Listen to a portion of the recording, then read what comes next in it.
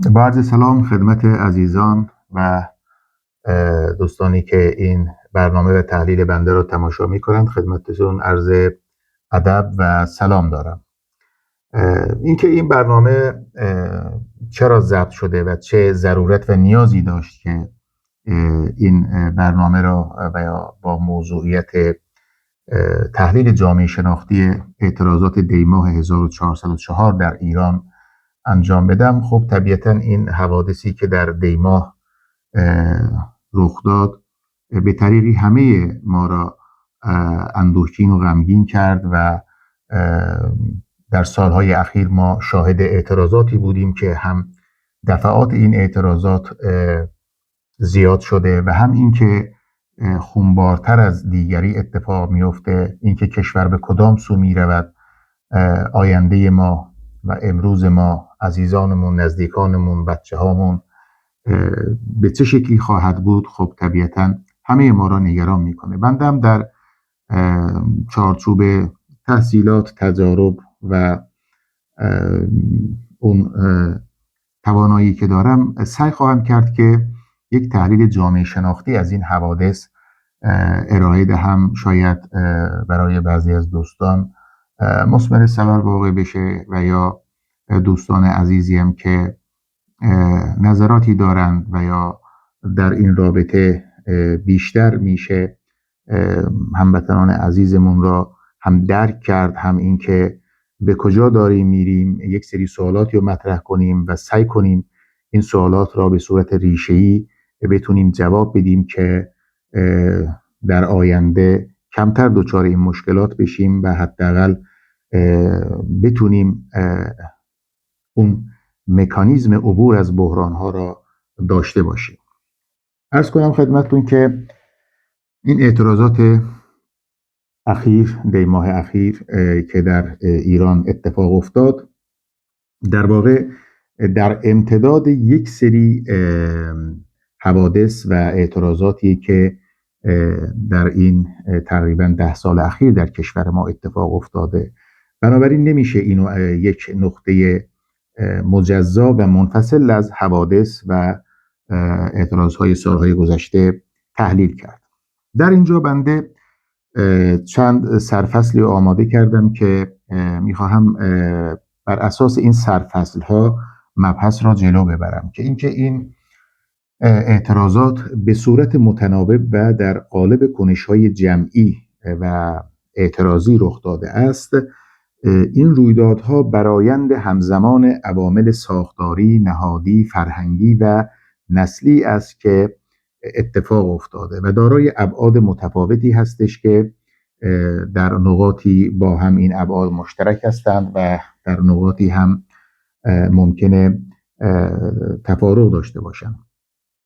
بحران‌های ساختاری و فرسایش نظم اجتماعی اولین سرفصلی که میخوام در رابطش نقطه نظراتم رو خدمت شما عرض کنم. جامعه ایران در سالهای منتهی به 404 با همزمانی چند بحران بنیادی مواجه بوده است. یعنی ما صحبت از یک بحران نداریم، اینکه بحران آب داریم، بحران هوا داریم، بحران انرژی، بحران اقتصادی. ما بحران‌های بیشماری داریم که اینها به صورت همزمان همدیگر را تقویت می‌کنند و باعث اعتراضات و یا ناخوشنودی‌های عمیق در جامعه می‌گردند. یکی از اینها خب بحران اقتصادی مزمنه. اینکه این بحران اقتصادی مزمنی که کشور ما بهش دچار شده باعث شده که تورم ساختاری در جامعه به وجود بیاد و این تورم ساختاری ناامنی معیشتی را به دنبال خودش داشته و این هم فرسایش طبقه متوسط را ناگزیر کرده که این مسئله امروز به شدت نیاز به حل داره و تا این مسئله حل نشه بسیاری از مشکلات ما هم که ریشش تو همین بحران اقتصادی مزمن هستش حل نخواهد شد. بحران اعتماد نهادی داریم ما، یعنی ما هر روز با کاهش سرمایه اجتماعی روبرو میشیم، با کاهش سرمایه انسانی فرهیخته، باسواد و به نوعی کاهش روشنفکران مواجه هستیم که همه این سرمایه‌های اجتماعی انسانی به شدت یا از کشور خارج میشن و یا در داخل کشور به صورت منفعل و یا دور از مراکز تاثیرگذاری هیچ تأثیری در روند اداره کشور ندارند. بحران دیگر که باز یکی از بحران‌های عمیق از نظر بنده هستش، بحران آینده‌مندی هستش. اینکه ما میدونیم در اعتراضات سالهای اخیر بیشتر کسانی که در این اعتراضات شرکت کردند جوانان تشکیل میدن، جوانان که از منظر جنسیت هم فرقی نمیکنه، هم مردها و هم خانمها و یا مرد و زن در این اعتراضات شرکت داشتند. بنابراین ریشه این اعتراضات و ناخوشنودی هایی که در جامعه ما اتفاق میفته دقیقاً با اون دینامیک های جامعه شناسی که در کشور ما برقرار هستش ارتباط مستقیم و نزدیکی داره. خب بحران آینده‌مندی برای این جوانان، مخصوصاً جوانان تحصیل کرده ما که چندان امیدی هم برای آینده ندارند، باعث شده که افقهای قابل پیش بینی برای این عزیزان از بین برود. خب این هم در نوع خودش یک بحران عمیقه که ما این را در سیل به قول خروج دانش آموزان و دانشجویانی که به خارج از کشور سفر میکنند برای ادامه تحصیل میبینیم و خب خیلی هم دلشون میخواد ولی امکان اینو ندارن. یعنی در واقع اگه امکانی وجود داشته باشه این رقمی که الان از کشور داره خارج میشه به نظر بنده بیشترم میشه، چون که بحران آینده‌مندی بحرانیه که باعث میشه که هیچ برنامه‌ای در به قول سر هیچ کسی شکل نگیره. این میتونه دانشجو، دانش آموز و حتی بسیار از مشاغل و سرمایه گذاری ها هم به همین شکله، چون این بحران آینده‌مندی باید به شکل عمیقی حل بشه، وگرنه در جایی که انسانها آینده‌ای برای خود نمی‌بینند زندگی و نظم اجتماعی هم خیلی آسون شکل نمیگیره. بنابراین در اینجا ما باید از فشردگی بحران‌ها صحبت کنیم. یعنی این بحران‌ها به صورت متوالی و همزمان تجربه میشن و ظرفیت سازگاری جامعه را هم کاهش میدن. در چنین شرایطی حتی یک محرک محدود هم میتونه به کنش جمعی گسترده منجر بشه که این اعتراضات اخیر بر اثر بالا رفتن دلار قیمت که در تهران قسمتی از بازاریان تهران که بیشتر کارشون با ارز دلار بود، موبایل فروش ها و لوازم الکترونیکی و از این قبیل، که به صورت محدود شروع شد ولی این حرکت خیلی سریع همانطوری که میدونید در خیلی از نقاط کشور سریع گسترش پیدا کرد. خب این یعنی این که یک محرک محدود هم میتونه در جامعه‌ای که تفسیر کردیم سریعاً به یک اعتراض و ناخشنودی عمیقی تبدیل بشه. در اینجا این اعتراض به مثابه یک کنش معنادار هستش، یعنی نه صرفاً یک واکنش احساسی. برخلاف تفسیرهای تقلیلگرانه‌ای که بعضاً از این اعتراضها که در سالهای اخیر اتفاق افتاده میشه، بنده اعتقاد دارم که اعتراضات دیماه 1404 نمیتوان صرفاً یک واکنش هیجانی و یا یک رفتار آنومیک نامید، بلکه اگه بخوایم اینو از دیدگاه ماکس وبر این اعتراضات را تحلیل کنیم، این اعتراضات واجد یک کنش اجتماعی معنادار هستش، کنشی که حامل پیام‌های مشخصی برای جامعه بوده که این پیام‌ها را ما میتونیم به صورت احساس نادیده گرفته شدن، اینکه معترضین احساس میکنند که در جامعه نادیده گرفته میشن. دوم، بی اثر بودن سازوکارهای رسمی مشارکت هستش. خب از جمله انتخابات، از جمله جامعه های مدنی که خیلی ضعیف هستند و خیلی موارد دیگری که اون اثرگذاری خودشونو از دست دادن. همچنین شکاف عمیق میان انتظارات و زیست واقعی که در جامعه وجود داره. همه اینها در این اعتراضات به صورت پیام‌هایی هستش که قابل مشاهده هستش و در اینجا ما نباید سخن از یک فقدان عقلانیت به میان بیاریم، بلکه بیشتر ما مواجه هستیم با عقلانیت سرخورده. و مورد دیگری که در این اعتراضات و اعتراضهای سالهای اخیر خیلی مهم هستش، شکاف عمیقی که بین دولت و جامعه ایجاد شده است و در واقع یکی از محورهای اصلی این اعتراضات هم این تعمیق شکاف بین دولت و جامعه است. این شکاف خودش را در چند سطح نشون داده. اینکه سطح نهادی، بنده در 3 سطح اینو بررسی کردم: سطح نهادی، سطح ارتباطی و سطح نمادی. در سطح نهادی خب احساس عدم نمایندگی سیاسی. معترضین الان به نقطه‌ای رسیدند که احساس می‌کنند که هیچ گونه نمایندگی سیاسی ندارند. خب تا یک مدتی اصلاح طلبان با شعارها و یا با اون سیاست‌های رفرم و اصلاح طلبانه‌ای که داشتند بخشی از این اعتراضات را مدیریت می‌کردند و مردم هم امیدوار بودند که یک کانال قانونی وجود داره که میتونند مطالبات خودشون را پیگیری کنند. خب در یک نقطه‌ای این همکارایی خودش رو از دست داد و الان دیگه احساس عدم نمایندگی سیاسی در داخل کشور به شدت در بین معترضین حس میشه. سطح ارتباطی در واقع ناتوانی گفتمان رسمی در بازتاب تجربه روزمره زندگی مردم هستش. یعنی زندگی روزمره مردم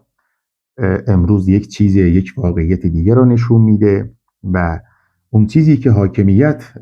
ازش بحث میکنه در بیشتر موارد با زندگی روزمره مردم سنخیت و نزدیکی نداره و این هم باز بر آتش خشم و آتش ناخوشنودی های عمیق مردم می‌افزاید. سطح نمادین هم فاصله میان روایت رسمی از جامعه و زیست واقعی شهروندان باز به اون شکل مطلوبی که باید در یک جامعه سالم باشه در ایران متاسفانه شاهدش نیستیم تا حد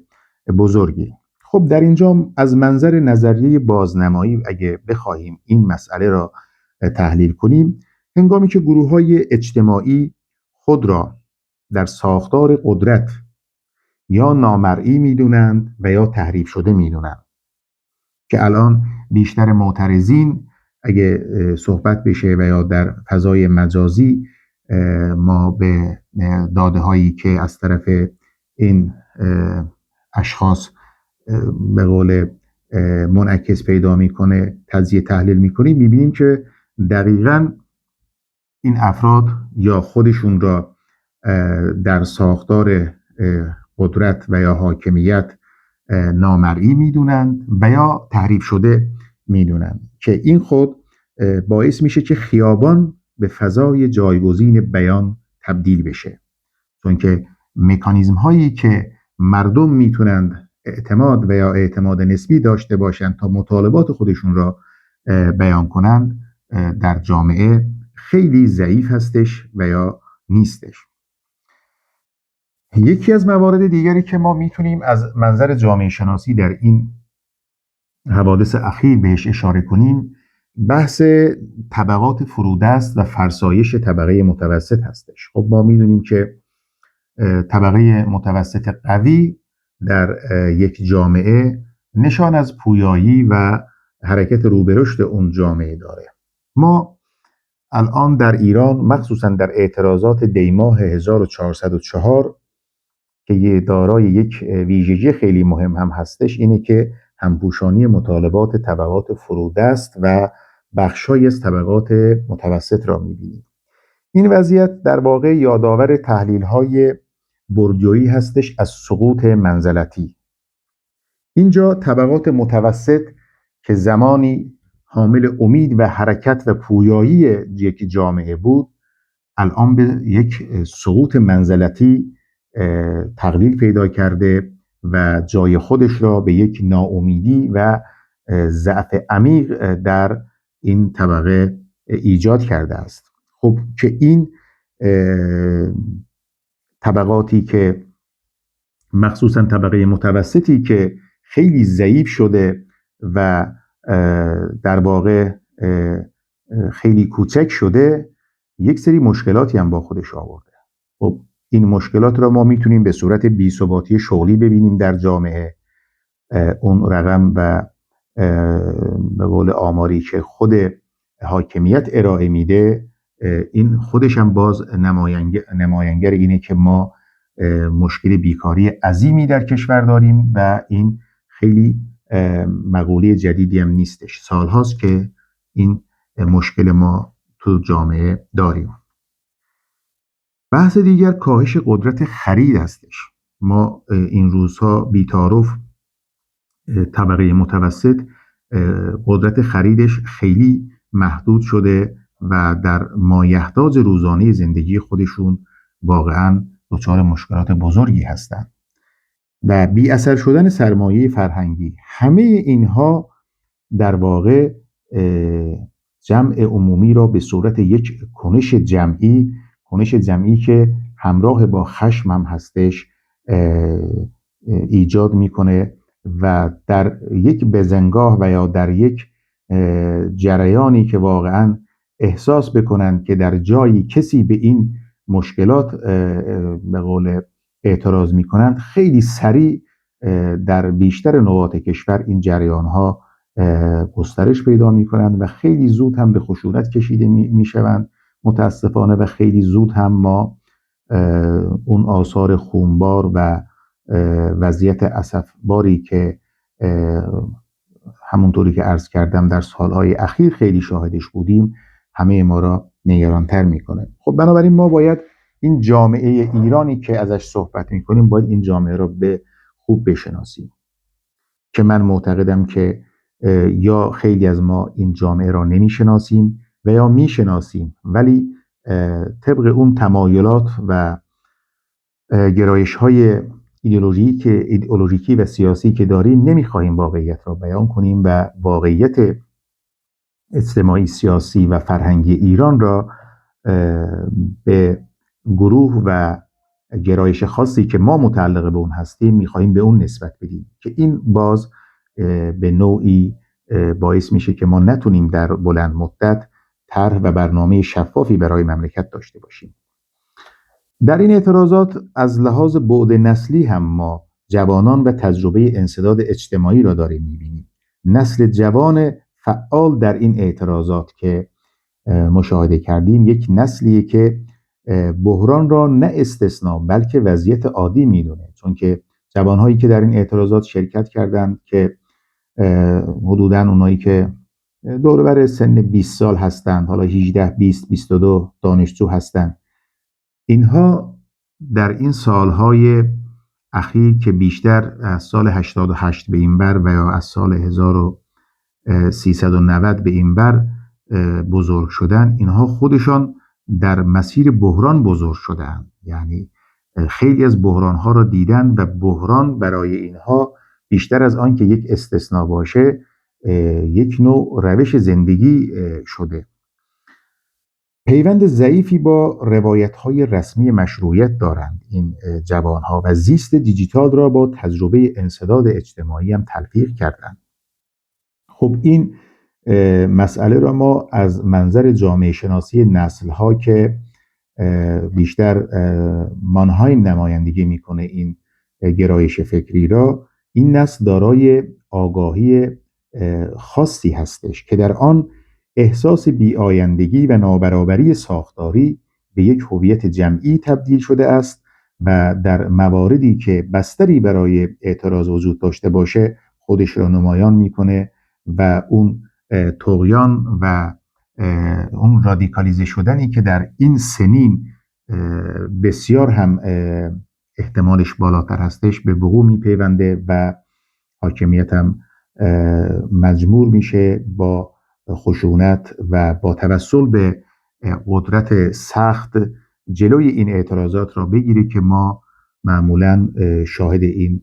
حوادث خونی میشیم که در هر صورتی هیچ برنده‌ای ندارد و ما به صورت یک جامعه و جامعه زخم خورده باعث میشه که خیلی از نیروهای احساسی، نیروهای روانی، فیزیکی و اون نیرویی که برای یک جامعه شاد و جامعه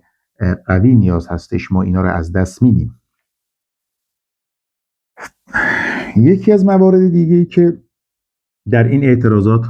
میشه بهش اشاره کرد رسانه‌های دیجیتال و تغییر منطق کنش جمعی هستش. خب فضای مجازی در اعتراضات دیماه 1404 نه صرفاً به عنوان یک ابزار اطلاع رسانی بلکه خود به عنوان یک بستری که تولید معنا و مفهوم میکرد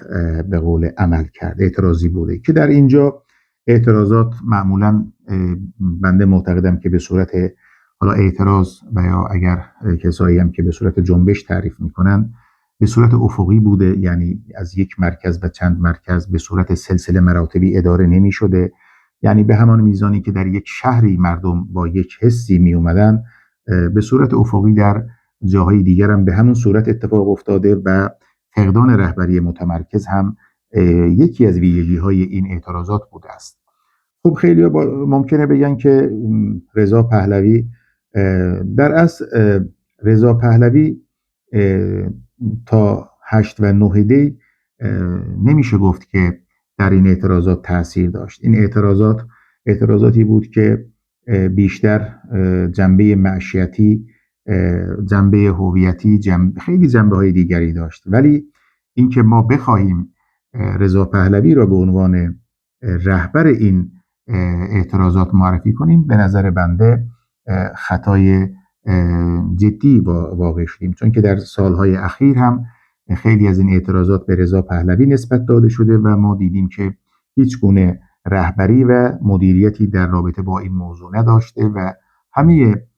اینها از لحاظ رهبری شکست خورده. بنابراین ما نمیتونیم رضا پهلوی را به عنوان رهبری اعتراضات در نظر بگیریم. حالا ممکنه نماینده بخشی از این معترضین باشه که این هم موضوع جدایی است، چون که محور تحلیل ما ایران هستش، نه اینکه بخوایم بگیم که رضا پهلوی و یک سری بخشی از جامعه که ایشون رو به عنوان رهبر برای خودشون قائل هستن. و سیال بودن شعارها و مطالبات هم در این اعتراضات یک مقوله دیگری بود که دقت بنده را جلب کرد. ما در واقع 2 سری شعارها داشتیم. یک سری شعارها که دقیقاً رأس حاکمیت و قدرت را نشانه می گرفت همراه با خشم و نفرت، و یک سری شعارها هم که شعارهای سمپاتیکگونه برای پهلوی بود. خب هیچ کدام از اینها برای جامعه ایران که فردا ما می‌خواهیم یک جامعه تشکیل بدیم هیچ اثری برای جامعه ایران نداره، چون که مشکل ما و یا مشکل اون شخص‌هایی که می‌خواهند به وضع موجود اعتراض کنند و برای حل مشکلات به دنبال یک سیستم و یا نظم نوینی هستند باید برنامه داشته باشند، باید در شعارهای این معترضین متجلی بشه. ما شعارهایی مترقی، دموکراتیک، شعارهایی که واقعاً ملهم شده از مشکلات داخل جامعه ایران، یعنی مشکلاتی که عدالت اجتماعی، کمبود عدالت اجتماعی و یا ناعدالتی اجتماعی، بیکاری، نابرابری،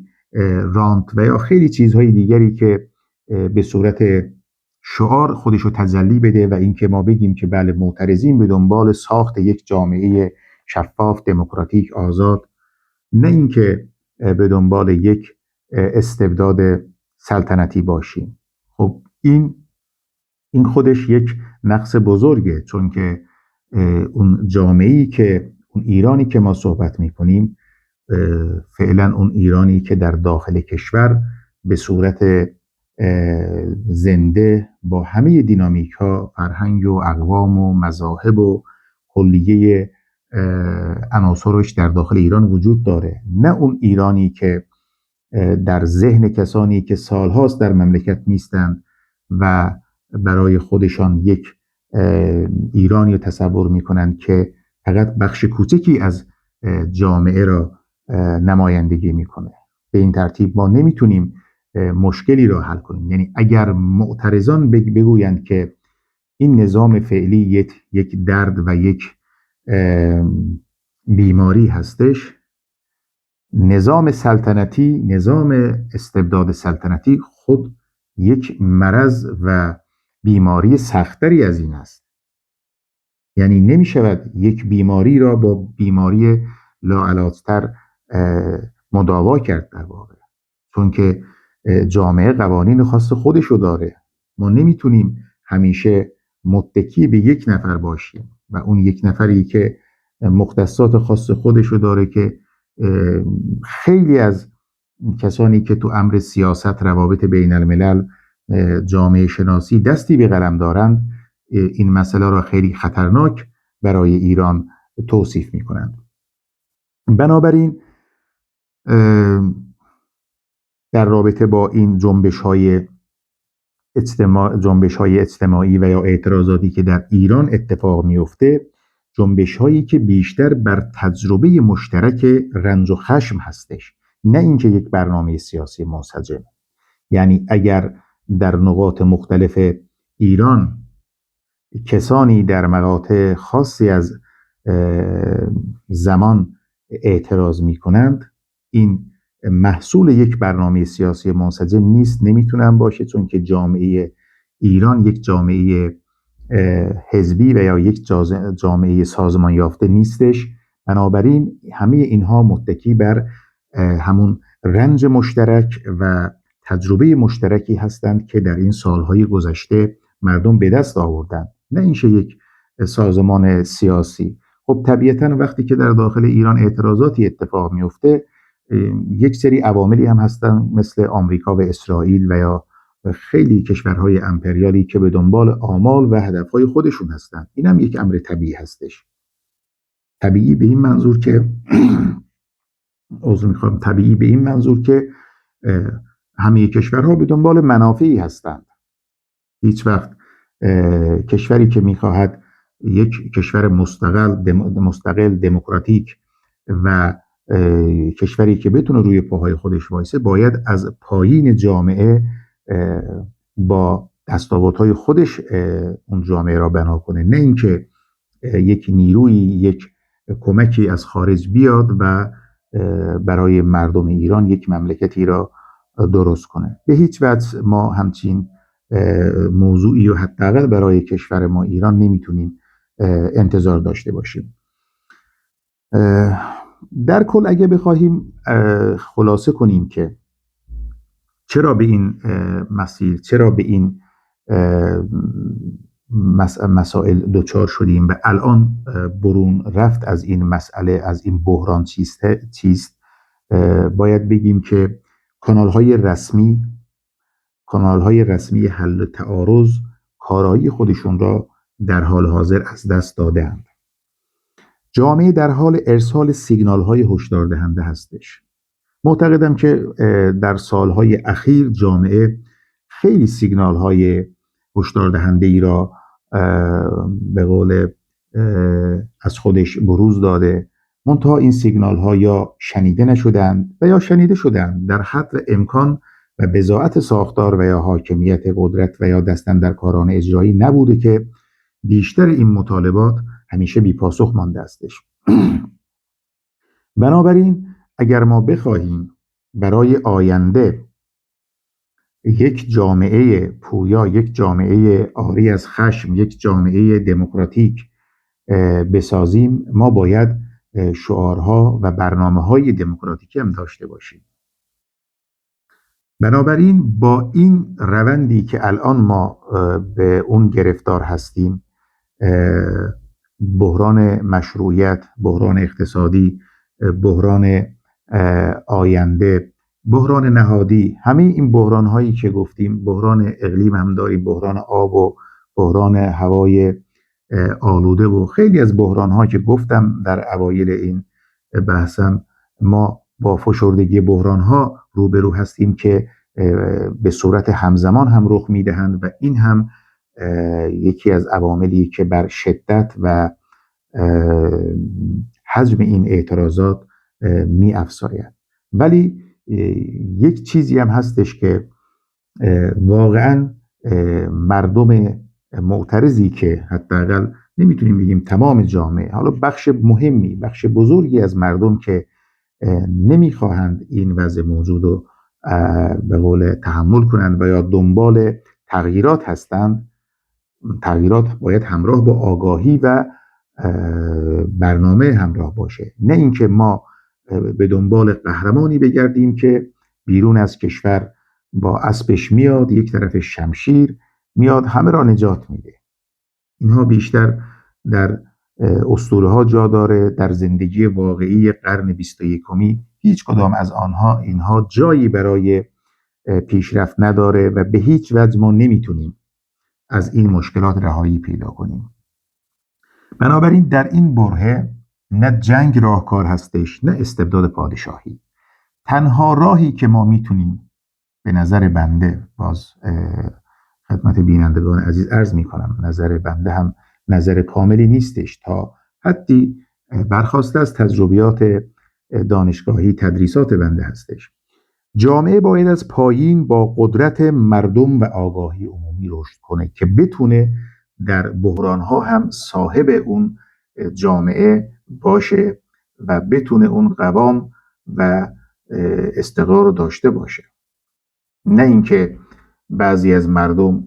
خب این هم در دنیا خیلی بی سابقه هستش، دست به دعا به کشورهای خارجی برای حمله به کشور خودشون. این ممکنه از لحاظ احساسی برای اونها توضیحی داشته باشه، ولی از لحاظ منطقی کشور به این شکل ساخته نمیشه. به هیچ وجه جنگ نه برای ساختار حاکمیت، نه برای مردم هیچ سودی نخواهد داشت، بلکه این عقلانیت و راسیونالیته هستش که به مرور زمان، نه اینکه در یک روز یک هفته بشه همچین تغییرات بزرگی رو انجام داد. ما به عنوان شهروندان اون آب و خاک باید اول از خودمان شروع کنیم. باید اگر به دنبال تغییراتی هستیم مطالعاتی انجام بدیم، اگر اهل مطالعه نیستیم از طریق و مجراهای گوناگون اطلاعاتی کسب کنیم. در دنیا یک سری جریاناتی اتفاق افتاده که مشابهت هایی هم با جامعه ما داره. در خود کشور ما افراد شایسته و صاحب قلمی وجود دارند که بتونیم از آنها استفاده کنیم، نه اینکه یک سری کانال ها و برنامه‌هایی هستند که فقط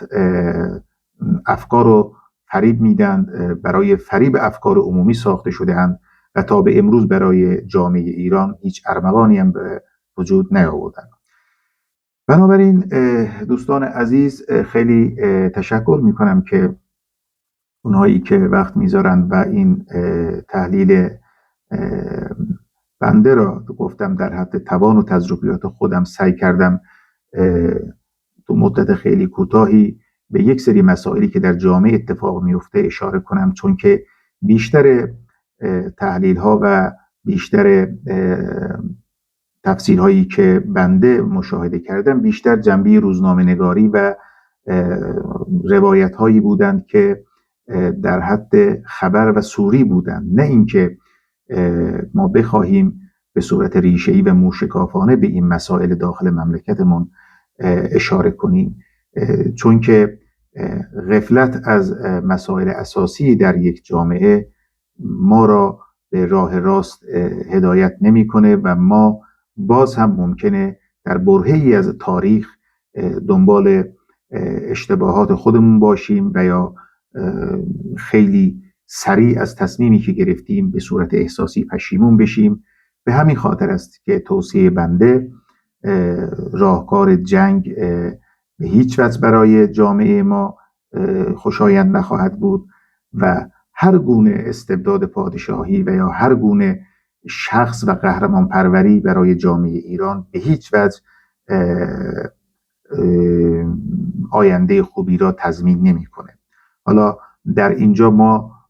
چون برنامه کوتاهی هستش و از حوصله این برنامه خارج هستش، ما باید ساختار سیاسی، اجتماعی، فرهنگی ایران را به دقت درک کنیم و نباید هر کسی از منظر و از جغرافیا و استانی که نشسته به ایران نگاه کنه. هر کسی از استان و از دین و از مذهب و از قومیت خودش اگه بخواهد بر مملکت نسخه‌ای بپیچد، هیچ موفقیتی به دست نخواهد آورد. به نظر بنده ما باید تمامیت کل اون جامعه را درک کنیم، ببینیم و در این صورت میتونیم یک سری اقداماتی رو انجام بدیم که مثمر ثمر واقع بشه. خیلی ممنونم از کسانی که این تحلیل بنده را تماشا میکنند. انشالله در برهه‌های بعدی امیدوارم که مشکلات کشورمون حل بشه و بتونیم بیشتر از بحران بر روی اینکه در چه حوزه‌هایی موفقیت‌هایی به عمل آوردیم، در کنار بحران مسئله از موفقیت‌ها و رشد و شکوفایی جامعه خودمون هم بحث کنیم. خیلی ممنون، به امید دیدار.